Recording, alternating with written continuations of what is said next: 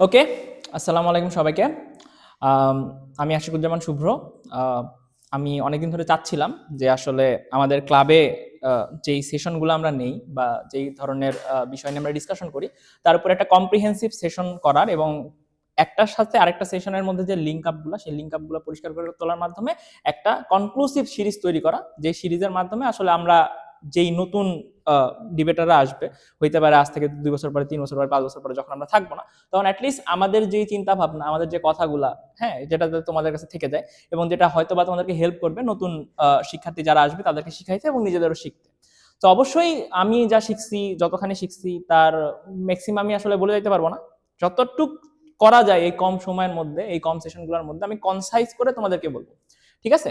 এবং আমার উদ্দেশ্য থাকবে এই সেশনগুলোতে আসলে আমার যে আন্ডারস্ট্যান্ডিং অফ ওয়ার্ল্ড ভিউ, ঠিক আছে, এই জিনিসটাকে আমার মতো করে তোমাদের সামনে তুলে ধরা। অর্থাৎ এই ক্লাসগুলা তোমাদের রেগুলার ক্লাসের মতো হবে না, যেখানে আসলে আমি তোমাদেরকে খুব ইজি টোনে, খুব সিম্পলিফাইড ওয়েতে বোঝানোর চেষ্টা করব। এখানে আমি অনেক জটিল জটিল কথাবার্তা বলবো, খুব ফাস্ট যাব এবং খুবই একটা স্টোরির মতো করে জিনিসটাকে আগায় নিয়ে যাওয়ার চেষ্টা করব। আমি ব্যক্তিগতভাবে বিশ্বাস করি যে আসলে অনেক বেশি ডেটা, হ্যাঁ, বা অনেক বেশি জার্গন কইরা তোমাদেরকে সংজ্ঞা বুঝায় নোট করে দিয়ে আমি পড়াইতে পছন্দ করি না। রাদার দেন একজন মানুষ হিসেবে আমরা সবসময় একটা স্টোরি মনে রাখতে পছন্দ করি, একটা গল্প মনে রাখতে পছন্দ করি, একটা সিনেমা দেখলে আমরা ভুলি না। তোমাদেরকে গল্পের মতো করে বিভিন্ন জিনিস মাথায় ঢুকাই দেওয়ার চেষ্টা করব, যেই গল্পগুলো মনে রাখলে তোমাদের একটা কনসেপ্ট বিল্ড আপ হবে বলে আমি আশা করি। যেভাবে আমার ভিতরে কনসেপ্ট বিল্ড আপ হয়েছে, আমার উদ্দেশ্য থাকবে যাতে তোমাদের ভিতরে ওইভাবে কনসেপ্ট বিল্ড আপ হয়।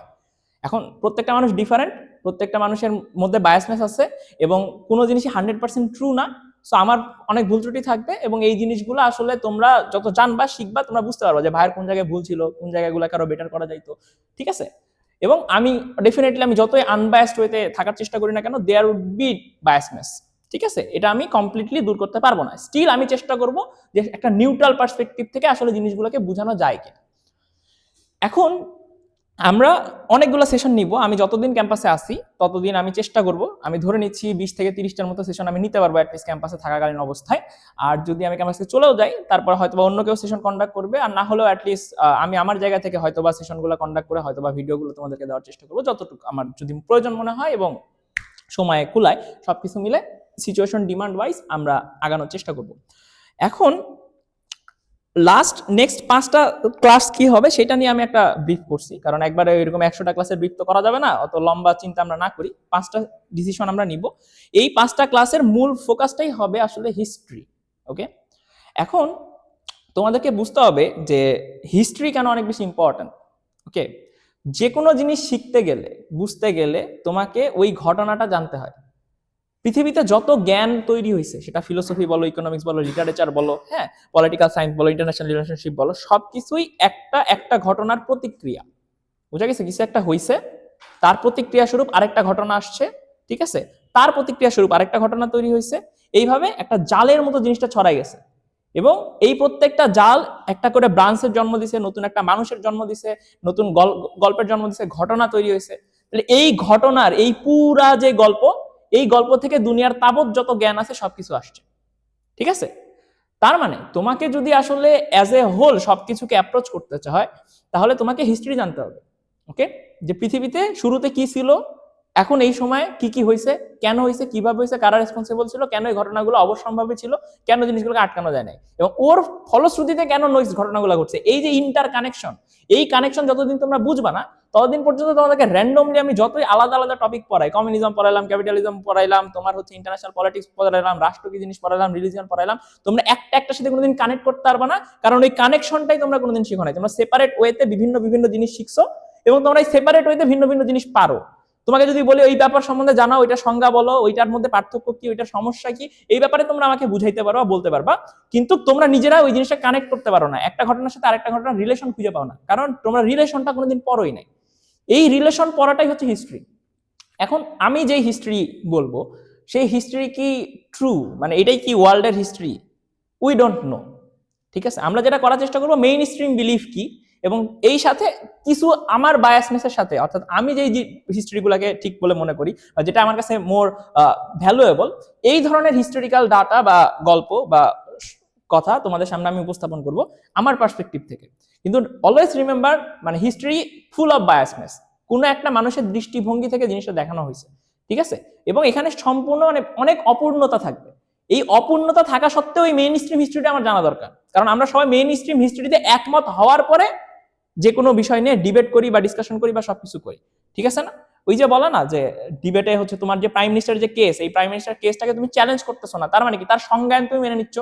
সংজ্ঞান মেনে নেওয়া কেন ইম্পর্টেন্ট? মানে তোমরা দুজন একই কনটেক্সটে একই রুলসে নাইমে এখন মাঠে আসছো, এখন দুইজনের রুলস যদি ভিন্ন হয়, দুইজনের কনটেক্সট যদি ভিন্ন হয়, তোমরা কিন্তু কোনোদিন মারামারি করতে পারবে না। সে ফর এক্সাম্পল আমি যদি বলি মেসি আর সচিন টেন্ডুলকারের মধ্যে কে বেটার প্লেয়ার, তুমি কিন্তু উত্তর দিতে পারবে না, কারণ দুইজন দুই ফিল্ডের প্লেয়ার। যদি বলি ফুটবলার ভালো কে, তাহলে বলবো লিওনাল মেসি, যদি বলি ক্রিকেটার ভালো কে, তাহলে সচিন টেন্ডুলকার, নো ডিবেট দেয়ার।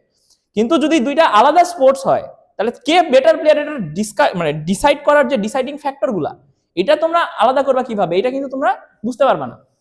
বুঝা গেছে? তো এই জিনিসটা যেমন সত্য, হিস্টোরিক্যাল জায়গাতেও এই কনটেক্সট সেটিংটাও খুব বেশি ইম্পর্টেন্ট। এখন অনেক জিনিস আছে যেগুলোকে কনস্পিরেসি থিওরি বলা হয়, অর্থাৎ এটা মেইন স্ট্রিম হিস্টোরি না। আমরা কখনোই জানবো না এটা সত্য না ওইটা মিথ্যা, ঠিক আছে? এটা আমরা কোনোদিন জানতে পারবো না। কিন্তু তার মানে কি আমরা জানা ছেড়ে দেব? না, তাই তো। সে এইখান থেকে একটা জিনিসের খুব গুরুত্বপূর্ণ যেটা তোমরা মনে রাখার চেষ্টা করবা, সেটা হচ্ছে যে প্রত্যেকটা ট্রুথের পিছনে, সত্যের পিছনে লজিক থাকে। ওকে, দ্যাট ডাজন্ট মিন প্রত্যেকটা লজিক্যাল থিং ইজ ট্রু।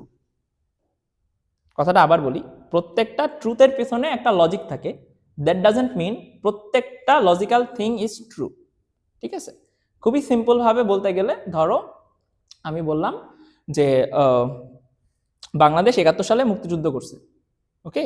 এখন ৭১ সালে মুক্তিযুদ্ধ করার পিছনে সবচেয়ে গুরুত্বপূর্ণ যে ফ্যাক্টর ছিল, কি হয়েছে? পাকিস্তানিরা আমাদেরকে অনেকদিন ধরে শোষণ বঞ্চনার অধিকার করে রাখছিল, সেই শোষণ বঞ্চনা থেকে নিজেদেরকে মুক্তি করার জন্য আমরা স্বাধীনতা সংগ্রামে গেছিলাম এবং স্বাধীন বাংলাদেশের যুদ্ধে গেছি। লজিক্যাল কোশ্চেন, তাই না? যে হ্যাঁ, আমি শোষণ বঞ্চনার অধিকার ছিলাম, এইখান থেকে আমি মুক্তি পাওয়ার চেষ্টা করছি। আরেকটা হইতে পারে যে ওই সময় কোল্ড ওয়ার চলতেছিল, সিআইএ এখানে ইনফিল্ট্রেট করছিল, যে সাম হাউ আমরা যদি কোনোভাবে বাংলাদেশকে কমিউনিস্ট রাষ্ট্র হওয়ার থেকে আটকাইতে পারি। এটা কিন্তু মেইন স্ট্রিম কথা না, এটার পিছনে খুব বেশি লজিকও নাই, বাট এরকম ঘটনা তো ঘটছে। ভিয়েতনামে আমেরিকা অ্যাটাক করছে না? করছে তো। তাহলে এটাও তো একটা লজিক্যাল কনক্লুশন না, এই গোটা জিনিসটা সিআই এর দ্বারা তৈরি করা একটা প্রোপাগান্ডা বা সিআই এর ইন্ধনকৃত একটা যুদ্ধ। এমন হইতে পারে এটা সম্পূর্ণ ভারত দ্বারা ম্যানুফ্যাকচার করা একটা যুদ্ধ, তাই না? তাহলে আমি তোমাকে 3টা আর্গুমেন্ট দিলাম, তাই না? যেই আর্গুমেন্টটা বলে যে প্রবাবল কজ অফ 1971 যুদ্ধ, ঠিক আছে? কিন্তু কোনটা সত্য কেউ বলতে পারবা? বলতে পারবা না। তখন কি হয়, মেজরিটি মানুষ আসলে কি মনে করে? তুমি সকল কিছু নাও, ডানে বামে, পাকিস্তানের মানুষের ন্যারেটিভ নাও, ইন্ডিয়ার মানুষের ন্যারেটিভ নাও, ইউএস এর ন্যারেটিভ নাও, নিউট্রাল একটা কান্ট্রির ন্যারেটিভ নাও, বাংলাদেশের ইন্টারনাল মানুষের ন্যারেটিভ নাও, ওই সময়কার পত্র পত্রিকা সাহিত্য গল্প সবকিছু নাও। নেওয়ার পরে যেই জিনিসটা মেজরিটি এগ্রি করে যে এইটা নিয়ে আসলে তেমন কোনো দ্বিমত নাই, বা দ্বিমত থাকলে খুবই কম মানুষের দ্বিমত আছে, বা যে দ্বিমত করছে তার পিছনে যে ব্যাকিংস বা তার যে আর্গুমেন্ট গুলা সেটা খুবই স্ট্রং না, এভিডেন্স ব্যাক না, তখন ওই জিনিসগুলোকে আমরা ডিসকার্ড করি, ঠিক আছে? কইরা যেটা বাকি থাকে সেটাই আমার মেইন স্ট্রিম ইতিহাস। যেমন কেউ তো এটা নিয়ে বলবে না যে 7ই মার্চে হচ্ছে ধরো বঙ্গবন্ধু ভাষণ দিছিল কি দেয় না, দিছে তো। 26শে মার্চে হচ্ছে ঘোষণা হয়েছে তো, তাই না? জিয়াউর রহমান বেতার কেন্দ্র থেকে ঘোষণা দিছে তো। 16 ডিসেম্বর আমরা স্বাধীন হয়েছি তো।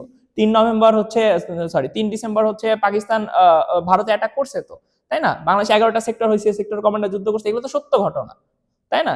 কিন্তু এখন এটার পিছনে আসলে ইন্ধন কাটছিল, এটা নিয়ে অনেক কথা আছে, ঠিক আছে না? যারা বামপন্থী তারা একরকম বিশ্বাস করে, যারা আওয়ামীপন্থী তারা একরকম বিশ্বাস করে, যারা অন্যপন্থী বা সাধারণ মানুষ তারা একরকম বিশ্বাস করে। আমরা কোনোদিনও জানতে পারবো না এই ঘটনাগুলো সত্য না মিথ্যা। আরো খুবই সিম্পলিফাই বলতে গেলে, ধরো সবচেয়ে ফেমাস কনস্পিরেসি থিওরি গুলা নিয়ে কথা বলি, যে কি হয়েছে 9/11 টুইন টাওয়ার হামলা, এখানে আমেরিকা জানতো, আমেরিকা নিজে আসলে এই টুইন টাওয়ার হামলার পিছনে রেসপন্সিবল ছিল, তারা ইচ্ছা করে এই ঘটনাটা ম্যানুফ্যাকচার করছে। এই জিনিসটাকে বলা হয় false flag. Okay, false flag operation. False flag মানে হচ্ছে আমি একটা নাটক সাজাইছি, ঠিক আছে? নাটক সাজায়া স্টেজ প্রস্তুত করছি, তার জন্য ওই নাটককে সত্য মনে করে দুই পক্ষ মারামারি করে গেছে, ঠিক আছে? সে ফর এক্সাম্পল আমি ধরো তোমার মাথায় একটা বাড়ি দিয়ে বললাম যে ও এটার জন্য দায়ী, ঠিক আছে?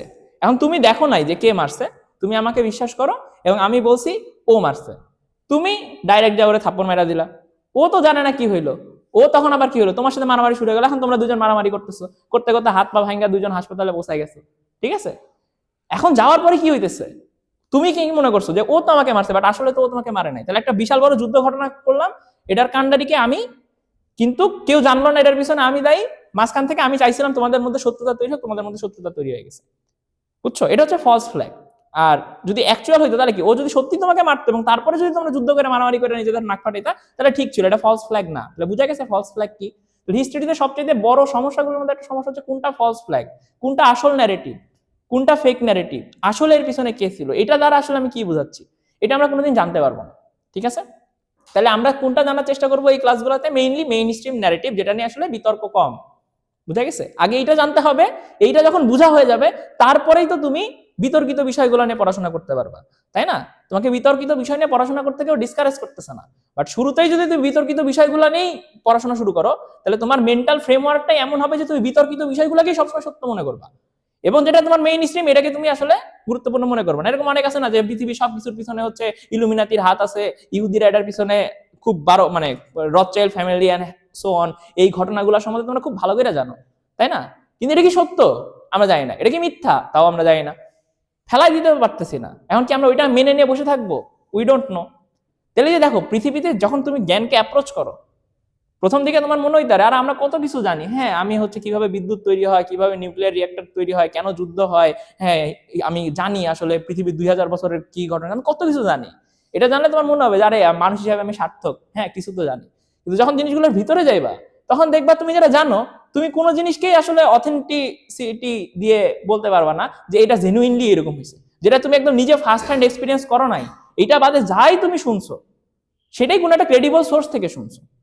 যদি ক্রেডিবল সোর্স মিথ্যা হয় তাহলে তুমি এতদিন মিথ্যা জানে আসছো, মিথ্যার উপরে বিশ্বাস করে আসছো এবং মিথ্যা দ্বারা তুমি পরিচালিত হয়েছো। এটাই হচ্ছে মানুষের সবচেয়ে বড় সমস্যা এবং ডায়লেমা। ওকে, হিস্ট্রিও এই ঘটনা থেকে মুক্ত না। এতক্ষণ ধরে এই জিনিসগুলো বোঝানোর চেষ্টা করলাম এতটুকু হাম্বল করার জন্য, যে যারা যে বলে না যে আরে আমি তো বহুত জানি, হ্যাঁ আমি হচ্ছে ফাড়ায় ফালাই দিব, হ্যাঁ আমার উপরে কেউ কথা বলতে পারবে না, ঠিক আছে আমি যেটা বলছি সেটাই সত্য, হ্যাঁ অন্য কারো সত্য আমি গুনবো না, এই যে মানুষগুলো, এই যে অ্যারোগেন্সটা, এই অ্যারোগেন্সটা মোটামুটি বেসলেস। বুঝা গেছে? কারণ এই প্রত্যেকটা জিনিস আমি সার্টিফাই করে দেখি নাই, প্রত্যেকটা জিনিসের পিছনে রিসার্চ ডাটা অ্যানালাইসিস যেটা করা হয়েছে, এটা ডাটাকে কি আমি ভেরিফাই করি নাই, কেউ বলতে পারবে না আমার মানে ভেরিফাইড সোর্সটা ঠিক, তাই না? এই জন্য এই অ্যারোগেন্সটা প্রথম কথা বাদ দিতে হবে। যে হ্যাঁ ধরো তোমরা 6 বছর পরে প্রচুর পড়াশোনা করলে তুমি আম জনতার থেকে অনেক বেশি কিছু জানো, যে কোনো বিষয়ে তুমি অপিনিয়ন দিতে পারো, বাট অপিনিয়ন দেওয়ার সময় তোমার খেয়াল রাখতে হবে তুমি এত কিছু জানার পরও সবকিছু ভুল হইতে পারে। বুঝা গেছে? এইটা যদি তুমি রিয়েলাইজ করো তাহলে তোমার মধ্যে যেটা তৈরি হবে সেটা হচ্ছে হাম্বলনেস, এবং যেই মুহূর্তে হাম্বলনেস তৈরি হবে এইবার তুমি আসলা ভাই এই পথে, যে এবার আমি শিখার জন্য আসলাম, আমি জানতে চাই।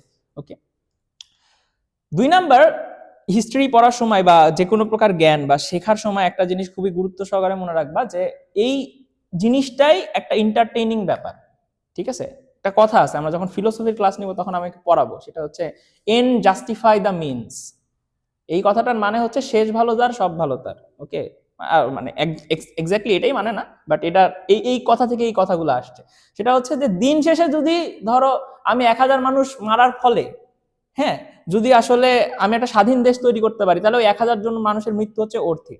ঠিক আছে, ধরো আজকে ভেনিজুয়েলার প্রেসিডেন্টকে আমেরিকা তুলে নিয়ে আসার কারণে যদি ভেনিজুয়েলা আমেরিকা দুইটাই ভালো হয়, তাহলে এই ঘটনা সংবিধান মানছে, ইন্টারন্যাশনাল আইন ভাঙছে, হ্যাঁ কোনো মানবাধিকারকে সে তোয়াক্কা করে নাই, সকল ট্রিটি নষ্ট করছে, সকল মোরাল ইথিক্যাল দিক থেকে ইটস রং, বাট যেহেতু এটা দিন শেষে কেওয়াসকে কমাইছে ওই ইউটিলিটেরিয়ান গ্রাউন্ড থেকে এটা রাইট হয়ে যাবে। কেন? কারণ ওকে না সরাইলে যে দুনিয়াটা হইতো আর ওকে সরানোর ফলে যে দুনিয়াটা হইলো একটা বেটার আরেকটা চাইতে যদি হয়, তাহলে এন্ডটা কি হয়েছে? পিসফুল। তার জন্য যে মিনসটা সেটা কোনো মোরাল ইথিক্যাল রিলিজিয়াস কোনো গ্রাউন্ডই মানে না, স্টিল ওই মিনসটা তখন কি হয়ে যায়? ভ্যালিড হয়ে যায়। কখন ভ্যালিড হয়? যখন তার এন্ডটা ঠিক হয়। বুঝা গেছে? তাহলে সবসময় আমরা কি চিন্তা করি? এন্ডটা নিয়ে চিন্তা করি, তাই না? দিন শেষে কি পাইলা? দিন শেষে কি তুমি আসলে সিজিপিএ 4 আসছে তোমার? দিন শেষে কি তুমি ওই চাকরিটা পাইছো? দিন শেষে কি স্কলারশিপটা আসছে? তাই না? ওই মানে তুমি যদি ট্রফিটা না পাইলা তাইলে তোমার কোনো লাভ নেই। তাহলে দেয়ার মানে আমরা কি দিয়ে মানে যাচাই করি তুমি ওই ট্রফিটা পাইলা কিনা, তাই না? তুমি ওই সাকসেসটা পাইলা কিনা, সার্টিফিকেশন হইলো কিনা সাকসেসের। যদি হয় তাহলে সেটাকে আমরা কি বলি? সাকসেস। আমরা কিন্তু এই যে চেষ্টাটা করতেছি, পরিশ্রমটা করতেছি, শিখতেছি, যে জার্নিটা, ঠিক আছে না, এই জার্নিটা নিয়ে আমরা কোনোদিন ভাবি না। ঠিক আছে, তো এইতে যে প্রবলেমটা তৈরি হয়, আমরা সবসময় এডুকেশনের মেন পারপাস থেকে সরে যাই। বুঝা গেছে? তখন গোল এডুকেশন থাকে না, গোল হয় এডুকেশনের থ্রু সামথিং অ্যাচিভ করা। আমি এডুকেটেড, তার মানে ওই ভালো চাকরিটা আমার দরকার। আমি জানি, তার মানে আমি ওই অমুক জায়গায় অথরিটিটা নিব। বুঝতে পারছো? অথরিটি নেওয়ার জন্য তুমি শিখতেছো, নট শেখার জন্য তুমি শিখতেছো। যখন তুমি শেখার জন্য শিখবা না, জানার জন্য জানবা না, এটা তোমার জানতেই ভালো লাগতেছে না, তুমি এই জার্নিতে মানে সার্ভাইভ করতে পারবা না, এবং তুমি সবসময় ফ্রাস্ট্রেশনে থাকবে যে আমার লাইফ এত হেল কেন, কেন আমার এগুলা পড়া লাগে। ঠিক আছে না? তাইলে এই জিনিসটা যদি তুমি নিজের মধ্যে এন্টারটেইনিং ভাবে উপস্থাপন করতে পারো, তবেই এবং তবে, কেবলমাত্র তবেই তুমি আসলে এই জার্নিতে সার্ভাইভ করতে পারবা। বুঝা গেছে? এবং এই ক্ষেত্রে আবার তুমি হইতে পারবে না, ডিসঅনেস্ট হইতে পারবে না। ডিসঅনেস্ট মানে তুমি এসে আমার বলছো, ভাই দেখেন আমি নতুন মার্ভেলের একটা নতুন কমিক বেরোইছে, হ্যাঁ ওই সিরিজটা দেখছি, কিন্তু আমার ভালো লাগে নাই, কারণ ওটা আসলে শ্যালো, নলেজ নাই। আমি আজকে ইমানুয়েল কান্ত পড়ে আসছি, আমার সেই ভালো লাগছে। ইমানুয়েল কান্ত অনেক ডিপ। তাহলে আমি যেহেতু খুবই ইন্টেলেকচুয়াল মানুষ হিসেবে নিজেকে উপস্থাপন করার চেষ্টা করি, শো অফ কালচার, তো সেই হিসাব করে আমি কি বলতে চাচ্ছি যে ওই মার্ভেলের ওই শ্যালো কমিকের চাইতে ইমানুয়েল কান্ত আমার অনেক ভালো লাগছে। এবং তুমি আইসা সবার সামনে একটা কনভিন্সিং ব্যাখ্যা দিলা যে কেন ইমানুয়েল কান্ত তোমার ভালো লাগছে ইয়ার চাইতে। বাট তোমার মনের ভিতরে আসলে তুমি ওই টেস্টটা পাও নাই। তুমি জানো যে আমি যদি, কেউ যদি আমার দুনিয়ায় না দেখে আর আমাকে যদি দুইটা চুজ করতে দেয়, তোমার কাছে 2 ঘন্টা সময় আছে, তুমি কি মার্ভেল কমিক্স দেখবা না ইমানুয়েল কান্ত পড়বা? তুমি মার্ভেল কমিক্সই দেখতে। কিন্তু যখনই কেউ এন্টার করবে, কোন একজন অবজারভার যে জাজ করতে পারে তোমাকে যে তুমি আসলে ইন্টেলেকচুয়াল না নন ইন্টেলেকচুয়াল, এই ভয়ে তুমি কি বলবা, না না না না আমার কানটি ভালো লাগে, কান দেখার সময় তুমি হাসবা, আর হচ্ছে ইয়া দেখা ছি ছি ছি মার্ভেল কমিক্স এইসব দেখতে হয় না, এগুলো আসলে খুবই শ্যালো। এই দ্বিচারিতা যদি তোমার মধ্যে থাকে, তাহলে কিন্তু তুমি ওই মানুষকে দেখাইতে পারবা যে তুমি অনেক পড়ো, তুমি অনেক জানো, কিন্তু নিজে কোনোদিন এনজয় করবা না। এই জিনিসটাকে ইটসেলফ এনজয়িং করতে হবে। এখন এই পর্যন্ত আমরা বুঝছি না এটাকে এনজয় করতে হবে। এখন এনজয় করতে আসার ক্ষেত্রে কিছু প্রবলেম আছে। প্রবলেম হচ্ছে, একটা খেলা তুমি পারো না, হ্যাঁ কিছুই পারো না, তুমি দেখতেছো, ধরো ক্রিকেট জীবনে চোখেই দেখো না, হঠাৎ করে দেখলা হেভি হেভি 6টায় মারতেছে, সেইটাই 140 কিলোমিটারের বল মারতেছে, এবং সে সচিন টেন্ডুলকার 6টায় মারতেছে, বিরাট কোহলি সেই শট খেলতেছে, হ্যাঁ এবি ডিভিলিয়ার্স 360 ডিগ্রি মারতেছে, তুমি দেখা তোমার খুব ভালো লাগলো, তুমি ব্যাট হাতে নিয়ে গেলা, 120 কিলোমিটার একটা বল দিলে, তুমি চোখেই দেখলা না, তাই না? তখন তুমি কি ভাবলো, আল্লাহ আমার দ্বারা তো হবে না। ঠিক আছে না? এখান থেকে একটা কনসিকুয়েন্স আসে, সেটা হচ্ছে যে first step is the hardest one. যে কোনো কিছু শেখা জানা বা সবকিছুর ক্ষেত্রে প্রথম যে স্টেপটা, এটা হচ্ছে সবচেয়ে হার্ডেস্ট ওয়ান। এবং এই জ্ঞানের জার্নিতে এইটা অনেক বড় একটা স্টেপ। মানে প্রথম দিকে তোমার ব্যাপক মেহনত করা লাগবে জাস্ট টু গেট ইজ। ওকে, ধরো আমি যদি বলি, আমি কোনোদিন ওইরকম বই পড়ুয়া মানুষ না, আমি মেলা জায়গা থেকে মেলা জ্ঞান আহরণ করছি। হ্যাঁ, আমি কখনো হচ্ছে ভিডিও থেকে, লেকচার থেকে, ক্লাস থেকে, পডকাস্ট থেকে, মানুষের মধ্যে কথা বললা, আড্ডা দিয়া, ডিবেট থেকে, ডিসকাশন থেকে প্রচুর জিনিস পড়ছি। হ্যাঁ, কিন্তু আমি হার্ডকোর বই, যেটা বই যত পড়ছি তার চেয়ে বেশি পিডিএফ পড়ছি। আমি বই পড়তে আমার খুব একটা শান্তি লাগতো না। ইভেন এরকম হয়েছে, আমি জীবনে প্রচুর উপন্যাস গল্প পড়ছি, অডিও বুক ওয়াইজ পড়ছি, কারণ এটা আমার সাথে রেজোনেট করে। আমি বই পড়ে পড়ে, লাইন বাই লাইন পড়ে পড়ে আমি হচ্ছে শুনবো, এটা আসলে আমাকে কোনোদিন রেজোনেট করতো না। তো এই জায়গা থেকে আমার কাছে জিনিসটা এন্টারটেইনিং হইলো কখন, ঠিক আছে? বা এই যে আমি যে বললাম না, জিনিসটা একটা হার্ডেলস তোমার পার করা লাগবে। আমার জীবনের প্রথম যেই গল্পর বইটা আমি বই পড়ার হ্যাবিট ডেভেলপের জন্য পড়বো, সেটা হচ্ছে ম্যাক্সিম গোর্কির মা। আমি একটা কম্পিটিশন করছিলাম, কম্পিটিশনে আমি জিতছিলাম, ছোট্ট 70 পাতার একটা বই আমাকে দিছিল, ওই বইটা আমি পড়া শুরু করছিলাম। বুঝে গেছে? ওই বইটা আমার শেষ করতে 6 মাস লাগছে। 70 পাতার একটা বই, কোনোদিন 5 পাতা পড়ি, তারপর 2 মাস নাই, 2 মাস পর আবার 2 পাতা পড়ি, বাট শেষ করছিলাম, আমার মনে আছে সেদিন বইটা শুরু করা থেকে শেষ করার মধ্যে 6 মাস।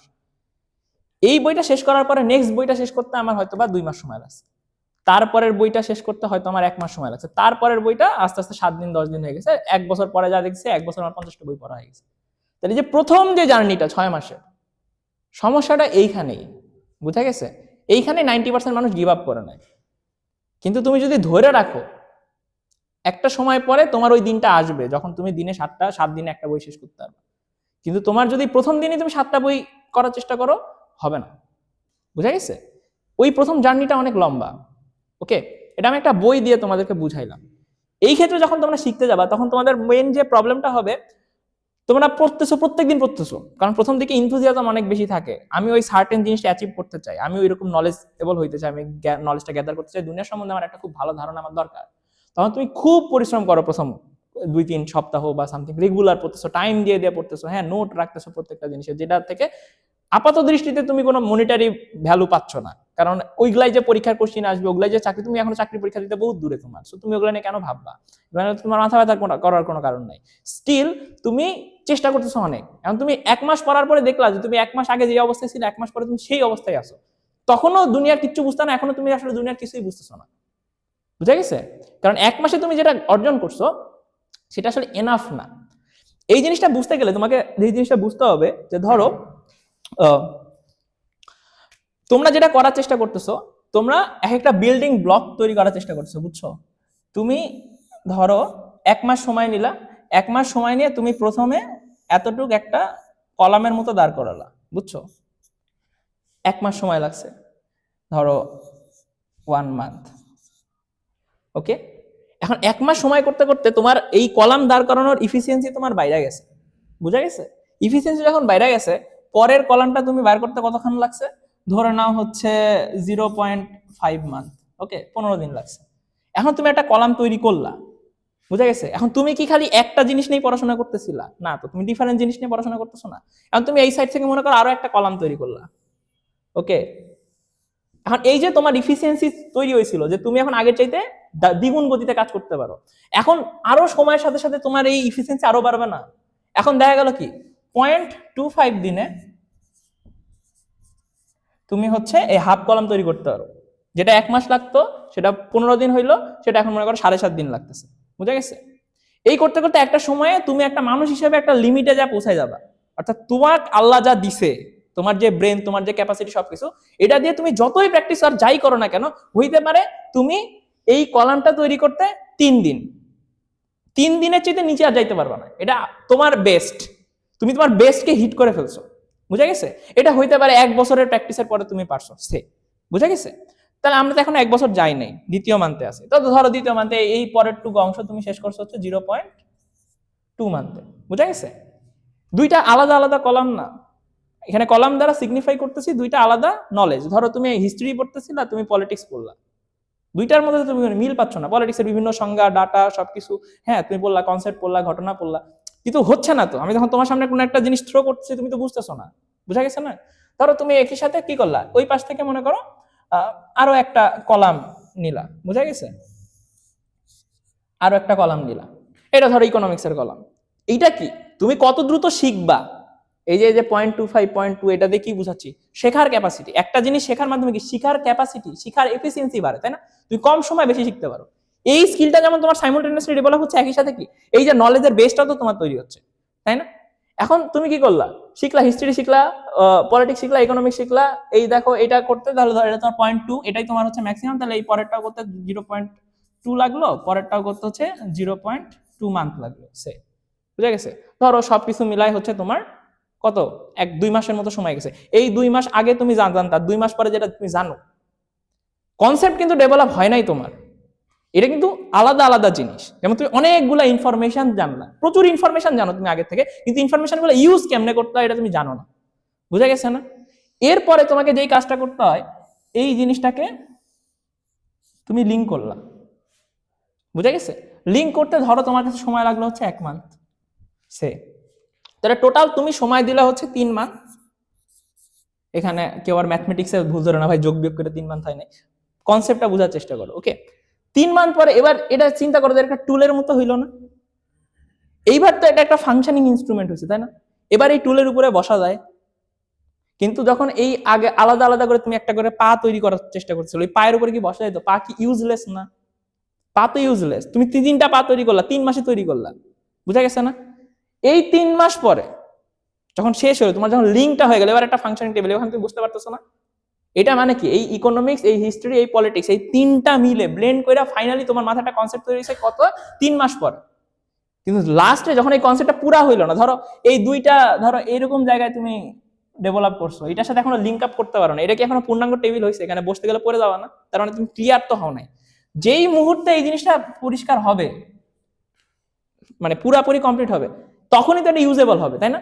এটা যেমন একটা ইনস্ট্রুমেন্ট বা যে কোনো জিনিস তৈরি করার ক্ষেত্রে ট্রু, এটা নলেজের ক্ষেত্রেও ট্রু, বুঝা গেছে? যেটা হবে, তুমি প্রথম 3 মাসে কোনো কিছু দেখতে পাবে না, 3 মাসের পরে যেদিন তুমি 3টা লিঙ্ক করবা, তোমার মাথার মধ্যে ও আচ্ছা, এই জিনিসটা যখন তোমার মাথায় আসবে, এটা এইভাবে কানেক্টেড, এইভাবে কানেক্টেড, ও আচ্ছা, ওই ঘটনাটা, ওটা কিন্তু তুমি এমন না যে প্রত্যেকদিন একটু একটু করে বুঝবা, তুমি একটু একটু করে শিখতে থাকবা, বাট ওই রিয়েলাইজেশন ইনস্ট্যান্ট মোমেন্টে আসবে। এক মোমেন্টে তুমি 1 বছরে যা শিখছো সবকিছুকে যখন কানেক্ট হবে, তুমি এক মোমেন্টে একবারে এইখান থেকে এইখানে উঠে যাবে। বুঝতেছো? কিন্তু এটার জন্য যে তুমি বিল্ড আপটা করতেছিল, বিল্ড আপ করার টাইমে তোমার মধ্যে কোনো ধরনের কনসেপচুয়াল ডেভেলপমেন্ট হবে না। যেই মুহূর্তে সবকিছু বিল্ড আপ হয়ে জিনিসটা কানেক্টেড হয়ে যাবে, এইবার তো টুল হয়ে গেল। এইটা কম্প্যাক্ট একটা জিনিস যেটাকে তুমি ব্যবহার করতে পারবা, বিভিন্ন ক্ষেত্রে ব্যবহার করতে পারবা। এটা একটা টুল হইলো না, টুলকে তুমি মেলা কাজে ব্যবহার করতে পারো, বুঝো নাই? কিন্তু যতক্ষণ পর্যন্ত এটা টুল হয় নাই, জাস্ট একটা ডান্ডা, ওই ডান্ডার ব্যবহার কতখানি, বেশিক্ষণ তো না। বুঝা গেছে? তো এই গল্পটা বুঝতে পারছো কিভাবে জিনিসটা কাজ করে? কিন্তু এটার জন্য কি তোমার 3 মাস সময় দেওয়া লাগছে না? এটা ধরো 3 মাসের একটা লেন দিয়ে বুঝাইলাম, বাট যে কোনো জিনিস বোঝার ক্ষেত্রে তুমি যদি এই মানে আমরা যেগুলো নিয়ে কথা বলি, ইকোনমিক্স, পলিটিক্স, ফিলোসফি, তারপরে হচ্ছে রিলিজিয়ন বা হিস্ট্রি, ইন্টারন্যাশনাল পলিটিক্স, খুবই জটিল জটিল বিষয়। এবং এই প্রত্যেকটার বেস তৈরি করতে, এইটা কি এক একটা বেসের কথা বলতেছি, তাই না? Knowledge base. এই বেস তৈরি করতে তোমার মিনিমাম 4 থেকে 5 মাস করে সময় লাগবে প্রত্যেকটা জিনিসের পেছনে, সাইমultaneously যদি পড়ো। একবারে যদি এক নাগারে এই সকল জিনিস কি বুঝতেছো দরকার নাই, তুমি ইনফরমেশন ঢুকাও মাথার মধ্যে প্রচুর, এবং তুমি চেষ্টা করো, মাথা খাটাও। কিন্তু কখনো হতাশ হওয়া যাবে না। এই 2 বছর বা 1 বছরের জার্নির মধ্যে আমি তো কিছুই বুঝতেছি, তুমি বুঝবা না, এটাই স্বাভাবিক। 1 বছর 1.5 বছর তুমি যতই পড়াশোনা করো কিচ্ছু বুঝবা না, এটাই স্বাভাবিক। কিন্তু 1.5 বছর পরে যখন অনেক কিছু তুমি মাথার মধ্যে নিয়ে ফেলছো, এবার কানেক্ট করে দিতে পারলে, যেদিনই কানেকশনটা হয়ে যাবে, সেটা কেউ তোমাকে করাই দিক বা তুমি চিন্তা করতে করতে করো বা কোনো বই পড়ে পারো, যেই মুহূর্তে কানেকশন হবে রাতারাতি তুমি এইখান থেকে এইখানে উঠে যাবে। এইখানে নলেজ লেভেল ছিল, নলেজ লেভেল এইখানে চলে যাবে।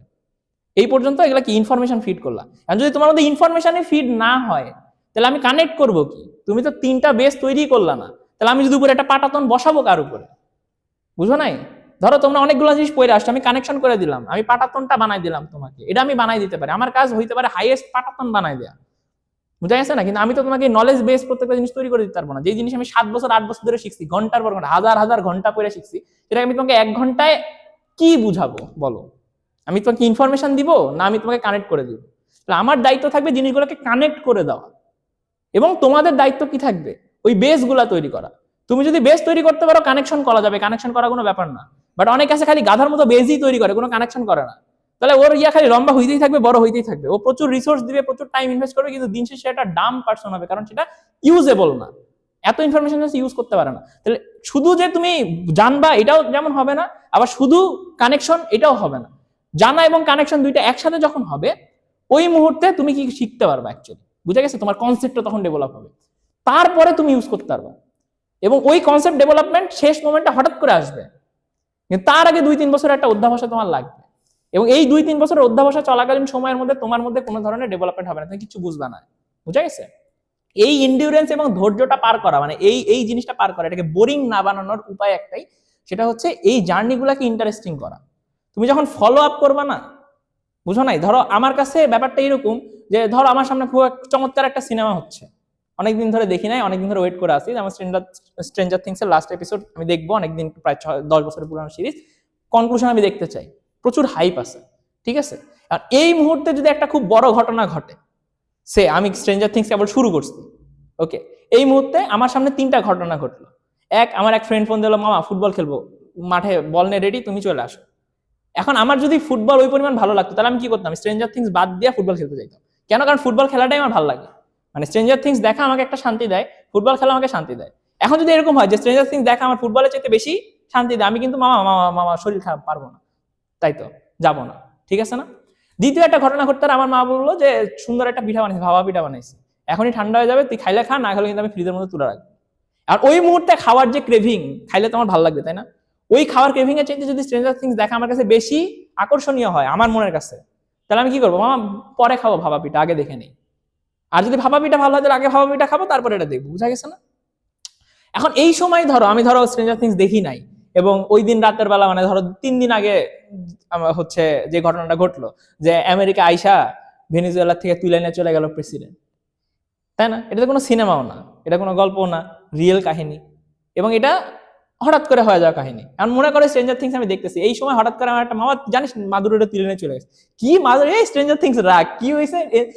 বিবিসি অন করে তুমি দেখতেছো হেলিকপ্টার উঠতেছে, তুমি হচ্ছে কেউ জানে না কি হচ্ছে না হচ্ছে, তুই ঘন্টার পর ঘন্টা টেলিভিশন স্ক্রিনের দিকে তাকাইছো, ফর দ্য নেক্সট আপডেট, কি হইলো, কে নিয়ে গেল, কারা নিয়ে গেল, কেন নিয়ে গেল, পরবর্তীতে কি হবে। এই যে অ্যান্টিসিপেশন, কেন অ্যান্টিসিপেশন তৈরি হবে? যখন তুমি এই জিওপলিটিক্যাল টেনশন গুলো ভালো করে বুঝবা, যেটা হিস্টোরিক্যালি একটা কত বড় একটা ঘটনা, যে মানে কি বলবো, রাষ্ট্র তৈরি হওয়ার পরে, ইউএন তৈরি হওয়ার পরে, মানবাধিকার সনদ তৈরি হওয়ার পরে, প্রত্যেকটা দেশ সিভিলাইজড হওয়ার পরে, এইরকম মানে প্যাক্ট করার পরে যে কেউ কারো স্বাধীনতার সার্বভৌমত্বকে হানি করবে না, ঠিক আছে, কি কথা হয়েছিল যে তুমি একটা স্বাধীন সার্বভৌম দেশ, মানে তোমার ইন্টারনাল ব্যাপার বাবা, তোমার তোমার অভ্যন্তরীণ ব্যাপার আমি কোনো হস্তক্ষেপ করবো না, এটাই তো কথা ছিল। এটাই তো একটা রাষ্ট্র আর একটা রাষ্ট্রকে রেসপেক্ট করার মানে কি, বাবা তুমি একটা আলাদা এন্টিটি, আমি একটা আলাদা এন্টিটি, তুমি যতখানি মানে সার্বভৌম, আমিও ততখানি সার্বভৌম, তোমার প্রেসিডেন্ট যতখানি সম্মানীয়, আমার প্রেসিডেন্টও ততখানি সম্মানীয়, দুইজনের স্ট্যাটাস সমান।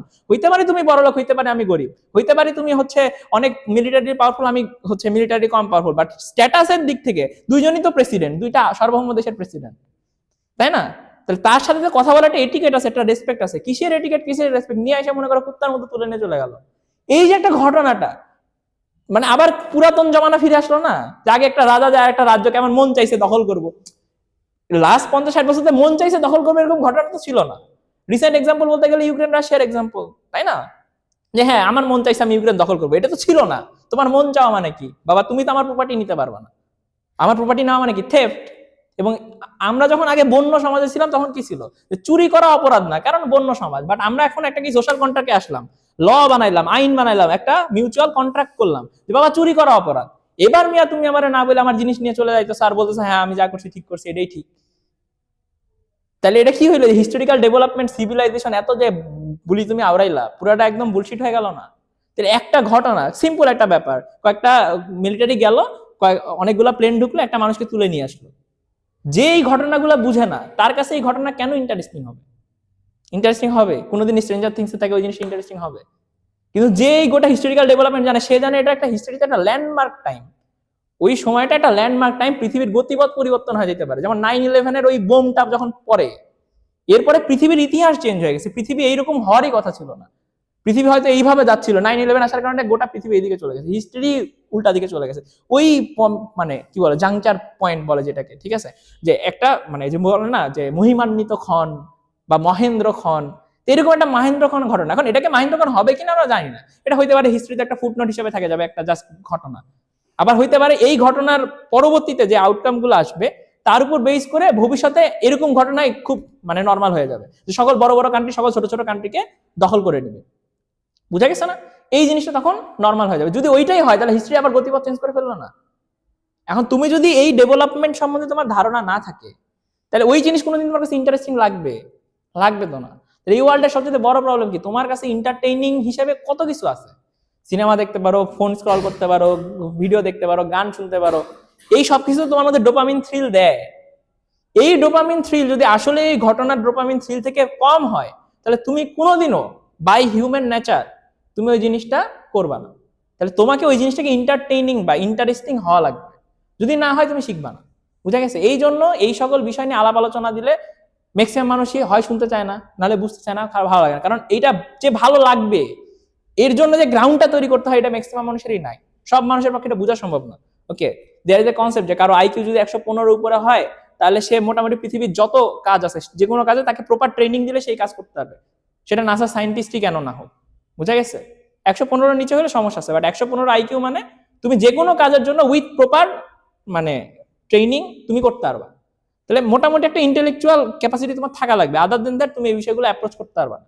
যদি হও তারপরে তোমাকে এই পৃথিবীর যাবতীয় ডিজায়ারের সাথে ফাইট কইরা এই জিনিসটাকে এন্টারটেইনিং বানাইতে হবে নিজের কাছে। যদি অ্যাকচুয়ালি এন্টারটেইনিং হয় তাহলে তুমি রাস্তায় আসতে পারবে, নাহলে ভালো লাগবে না, বুঝা গেছে? তুমি যদি এই এই আশা নিয়ে আসো যে আমি এমন ভাবে শিখবো, শিখার পরে এমন কথা, বন্ধ কর। ওকে, তো আমরা যেখানে ছিলাম আজানের কারণে বন্ধ হইলো, তো ওই পরিমাণ যদি নিজের কাছে এন্টারটেইনিং করে রাখতে না পারো তাহলে এই লাইনে আসবে না। তুমি যদি চিন্তা করো যে আমি আসলে মানে অনেক শিখবো, শিখার পরে কি বলবো মানুষের সামনে যা ভাব নিব, এটা যদি তোমার উদ্দেশ্য হয়, যেই মুহূর্তে তুমি ভাব নেওয়ার ক্যাপাসিটি অর্জন করে ফেলবা ওর পর থেকে তুমি আর শিখতে চাইবা না, বুঝছো? এখানে যেমন ধরো কিছু ঘটনা আছে, যেমন ধরো এরকম আছে না যে ধরো তোমার সামনে বিয়ে হবে, এই কারণে এখন তুমি আসলে ব্যায়াম ট্যাম করতেছো, নিজের ফিটনেস ঠিক করতেছো, মেকআপ টেকআপ করতেছো যাতে ওই মুহূর্তে তোমাকে সুন্দর লাগে, বুঝা গেছে না? যাতে ওই মুহূর্তে তুমি হচ্ছে যে পাত্রপক্ষ বা পাত্রীপক্ষ তোমাকে দেখতে আসতেছে তার কাছে তুমি আকর্ষণীয় হও, এই জন্য তুমি ওই মোমেন্টে চেষ্টা করতেছো। যেই মুহূর্তে বিয়ে হয়ে গেল তারপরে তুমি চেষ্টা করা ছাইড়া দিলা, বুঝা গেছে না? এইটা যেরকম, এটার সমস্যা কি বলতো? তুমি কেন এইটা তোমার জীবনের ডেফিনেশন হইলো যে আমি নিজের হেলথকে ডেভেলপ করব, নিজেকে আকর্ষণীয় করব, সুন্দর করব, নিজের পার্সোনালিটিকে ডেভেলপ করব, কেন? যাতে একটা পাত্র আমারে পছন্দ করে। এটা কোনো হইলো কিছু? এটা তো অনেক বড় কোনো গোল না। তুমি এর চেয়ে তার অনেক বেটার কিছু অ্যাচিভ করতে পারতা না? কেন? তোমার আসলে তোমার ফিটনেস ভালো থাকলে কি তোমার ইন্ডুরেন্স বাড়ে, হ্যাঁ, তোমার আসলে মানে কি বলবো, তুমি অনেক চটপটে হও, তুমি দৌড়াদৌড়ি করতে পারো, তোমার মাথা ভালো থাকে, হ্যাঁ, তুমি অনেক জায়গায় যাইতে পারো, অনেক কিছু এনজয় করতে পারো, অনেক কিছু খাইতে পারবা। তো তোমার হেলথ থাকা তো অনেক বেশি ইম্পর্টেন্ট। তাহলে আমরা যেটা হয় একটা বড় গোল, মানে আমরা যদি গোলটাকে ধারণ করতে না পারি, আমরা একটা বড় গোলকে দিকে না দৌড়াই, একটা ছোট গোলের পিছনে দৌড়াই। যখন ছোট গোলের পিছনে দৌড়াবা, যেই মুহূর্তে ছোট গোল অ্যাচিভ হয়ে যাবে, তুমি ওই জিনিসটার পোটেনশিয়াল হারায় ফেলাবে। বুঝা গেছে? তো এই জিনিসটা, যে কোনো জিনিসের পোটেনশিয়াল তোমাকে বুঝতে হবে। বুঝা গেছে? যদি তুমি পোটেনশিয়ালটা না ধারণা করতে পারো, তাহলে কোনোদিন ওই গোলটা সেট করতে পারবে না। আমি তোমাকে যতই বলে দিই এই গোল সেট না করে ওই গোল সেট করো, তুমি কেমনে বুঝবা এই গোলের চাইতে ওই গোল বেটার? তখনই বুঝবা যখন তুমি বুঝবা এটার পোটেনশিয়ালিটি অনেক বেটার। এই জায়গায় একটা এক্সাম্পল দিই। ধরো একটা জায়গায় মানুষ জানে না যে ব্ল্যাক ডায়মন্ড বলে কোন একটা জিনিস আছে। বুঝা গেছে? ধরো আফ্রিকার একটা জায়গা, ওকে, ধরো রিয়েল উদাহরণ দেই, ঠিক আছে? তোমরা ইয়াপ দেখছো না, ওই যে মাথায় বড় সুরওয়ালা শর্ট ফিশ টাইপের সমুদ্রে পাওয়া যায়, বড়, সরি শর্ট ফিশ না, টুনা, হ্যাঁ, একটা রেয়ার টুনা ছিল। বুঝা গেছে?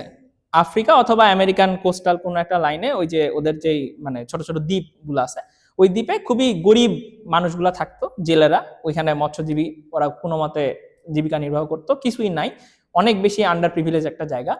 সামহাও ওদের একজন ওই টুনাটা আবিষ্কার করে। ওই টুনাটার দাম, ওটা এত বড় টুনা এবং ওটা এত রেয়ার, ওইটার দাম প্রায় $10 মিলিয়ন। এবং ওটা একটা ছোট্ট গ্রাম, ধরে নাও 600 থেকে 700 জনের একটা গ্রাম।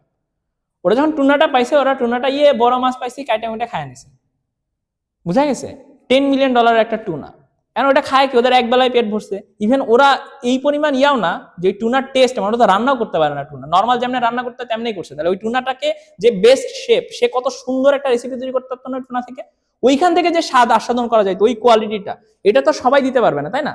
তাহলে ও কি করলো? টুনাটা জাস্ট খেয়ে এক বেলার খাবার মিটাইলো গোটা গ্রামের। কিন্তু তুমি চিন্তা করো, ওই টুনাটা যদি তারা বাজারে বেচতো, কি পাইতো? $10 মিলিয়ন পাইতো। $10 মিলিয়ন দিয়ে কি হইতে পারতো বলতো? ওই গ্রামে একটা বড় ফুল ফ্লেজ হাসপাতাল বানানো যাইতো, 2টা স্কুল বানানো যাইতো, ওই গ্রামে বিদ্যুৎ নিয়ে আসা যাইতো, তাই না?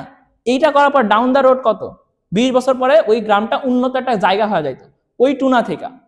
তাহলে ওরা কেন আসলে এই $10 মিলিয়ন দিয়ে স্কুল কলেজ রাস্তাঘাট ইনফ্রাস্ট্রাকচার ডেভেলপমেন্ট না করে, ওই গ্রামটাকে উন্নত না করে, ওই বেলা জাস্ট এক বেলার খাবার খায় ফেলালো? এর পরের দিন তার টুনা পাবে না, এর পরের দিন তো আবার ওই আগের জীবিকায় চলে যাওয়া লাগবে, যেখানে ওদের জন্য আসলে কারেন্টও নাই, চিকিৎসাও নাই, এডুকেশনও নাই, এবং বংশ পরম্পরায় অর্থাৎ নেক্সট 100 বছর ওই গ্রামটা ওইরকমই ছিল, যেমন গত 100 বছরের গ্রামটা এরকমই আছে, তাই না? ওরা কেন ডেভেলপ করতে পারলো না? কারণ ওরা বুঝতেই পারলো না ওদের সামনে কত বড় একটা পোটেনশিয়াল ছিল। বুঝা গেছে? তুমি যেই মুহূর্তে পোটেনশিয়ালটা বুঝতে পারবা, অনলি অ্যান্ড অনলি দেন তুমি ওই জিনিসটা হচ্ছে গোলটাকে রিয়েলাইজ করতে পারবা। বুঝা গেছে? তো এই যে তোমরা শিখতেছো, এই শেখার যে পোটেনশিয়াল, এটা তোমাকে বোঝা লাগবে। যদি তুমি না বুঝো, তাহলে তুমি ওই ছোট ছোট কোনো গোলের পিছনে দৌড়াবা, যে আমার ওই চাকরি পর্যন্ত আমি পড়াশোনা করব, আমার পার্সোনালিটি এমন ভাবে ডেভেলপ করবো যাতে জাস্ট ও আমাকে যাতে পছন্দ করে নেয়, বা অ্যাটলিস্ট আমার বাবা মার কাছে যাইতে আমার ভালো লাগে, বা আমার ফ্রেন্ড সার্কেল আড্ডা দেওয়ার সময় ফ্রেন্ড সার্কেল যাতে আমার অনেক চ্যাট মনে করে। ঠিক আছে? এই জায়গায় যায় তুমি থেকে যাবা, যে হ্যাঁ বাবা জীবনে অনেক পড়াশোনা করছি, চাকরি টাকতে পাই গেছি, হাই পেইং স্যালারিতে জব করি, আর বইপত্রের দিকে ধরতেও ভালো লাগে না, এখন বাকি জীবন 30 বছরের পরে বাকি 50 বছর চিল আর চিল। তুমি করতে পারো, কিন্তু ওই যে তুমি এখানে কমিটমেন্টটা করলা না, এটার কারণ তুমি বুঝলাই না যে আরো 50 বছর শিখলে তোমার লেভেল অফ এন্টারটেইনমেন্ট বা তোমার ভালো লাগা বা তোমার গ্রোথ বা তোমার সোসাইটির ইম্প্যাক্ট তৈরি করার ক্যাপাসিটি কত বাড়তো। বুঝা গেছেন? কারণ হিজ লাইফ তোমাকে কখন কি দিবে ইউ নেভার নো।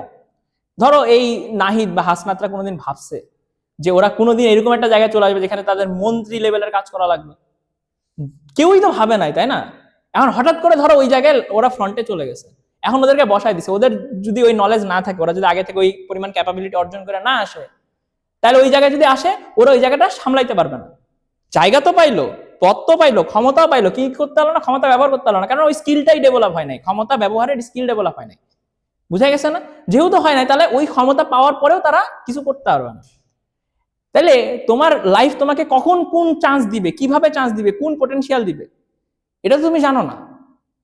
তুমি সারা জীবন প্রিপারেশন নিলা, দিন শেষে আসলে আল্লাহ তোমাকে কোনো চান্সে দিল না এবং তুমি মরে গেলে। এরকম ঘটনা পৃথিবীতে অনেক আছে। অনেক ট্যালেন্টেড মানুষ পৃথিবীতে জন্মাইছে, অনেক পরিশ্রম করছে, দিন শেষে তারা কিছুই করতে পারে না। এটা কি তাদের ফল্ট? তাদের কিন্তু ফল্ট না। ফল্ট তুমি তাদেরই বেশি বলবা যাদেরকে সম্ভাবনা ছিল, যাদের কাছে সুযোগ ছিল, তারপরও তারা জাস্ট নিজের গাফিলতির কারণে শেখে নাই, নিজের ওই পার্সোনালিটি ডেভেলপ করে নাই, নলেজ ডেভেলপ করে নাই, স্কিল ডেভেলপ করে নাই, আলটিমেটলি ওই জায়গায় যায় সে মানে ওই তার যে প্রত্যাশিত ফিডব্যাক সেটা দিতে পারে না এবং আলটিমেটলি সে ফেল করছে। এটা কি তার দোষ না?